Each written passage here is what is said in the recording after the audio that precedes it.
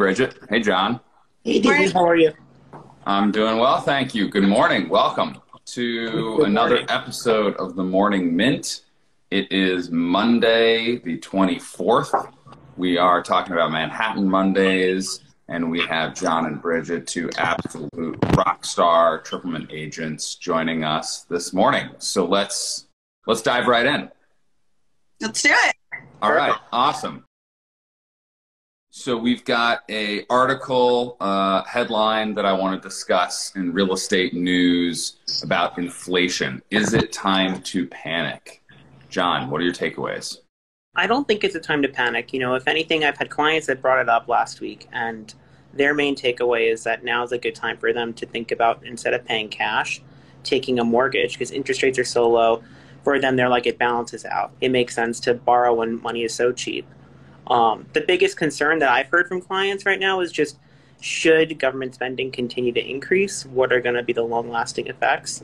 And there have been, trillions of dollars discussed in spending packages. So the only way to make up for that is an increase in taxes. And that's the biggest fear that I've been hearing. People want the SALT tax reduction back. They want to see what they were promised. So a lot of people probably saw that in the New York Times. Thank you, John. Great takeaways. Yeah. Next headline I want to go over. Google is opening a retail store in Chelsea this summer. Bridget, tell us about it. I like this one. Okay, Apple girl, but this is huge. Google is major, and the fact that they are coming to New York City, I think they also have plans to expand in Hudson Yards. They employ over 11,000 New York employees. And for us, these people need apartments. And so this is big. There's no confirmed date yet when the retail store will open, but it will be this summer. Yeah, I think it's very cool. And it just goes along with everything else right now. Surely companies, businesses have gone under because of the pandemic, but also new places are opening. Some of my favorite new places in my neighborhood are open during COVID, So I think there's also really good things happening, and that's new. We haven't seen one of those retail stores before. Yeah, I think to touch upon that too, it shows that Google is deciding that, retail is not dead. And there's obviously a benefit to having that, but also I saw they're going to put in a, Google style of a Genius bar so that people can have their phones repaired and things like that, which again, that just means it's another face-to-face transaction with a customer, and that not everything can happen virtually, which I think is really important in today's climate. Yeah, that's great. I wonder what percentage of those appointments will be the I forgot my Gmail password. Yeah, they said screen repair too, which is always big. I drop my phones all the time. So there you go. Awesome. So let's shift over to the market. First thing I want to do is we just had a weekend. Weekends mean open houses.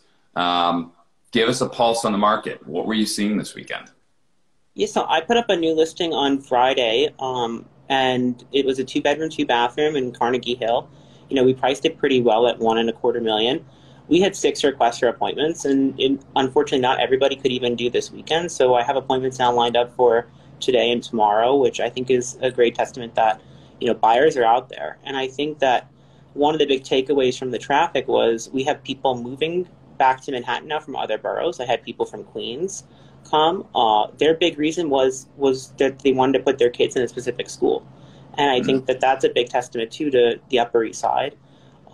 We see a lot of people going there for convenience. That's great. Well, that resonates strongly with what I'm seeing as well, and all stats point to a very active market. So speaking of stats, sorry, I was just going to touch on one thing first. Bridget took out one of our rental clients in Brooklyn, and it was hard to book an appointment. And I think that's another testament. It's not just sales in Brooklyn that are moving. It's even rentals. And that was a pretty good price point. It was around $7,500. So it shows that all price points are just moving over there. Yeah. That's another part too, that they want to be where they want to be and park slip. And they're like, okay, well, if we don't purchase, maybe we rent, it gives you more options. And yeah, we had a hard time getting that. And I was like, you better be there at 2:15 because there's someone right after. That's great. Awesome. So speaking of stats, the market, what is the one stat that if you're thinking about the real estate market today, you need to know about? Bridget, coming to you. Yep, the cool stat. So, of course, we've been in increased activity, but this past week was actually the first week that we saw supply outpace demand, and we have to pay attention to. I think it was 634 brand new listings to market last week, whereas the previous week was 400. So, and I mean, John and I are Exhibit A. We're about to list another one, you know? So the demand is there, but I think it was since January 2019 we have a type of correlation to.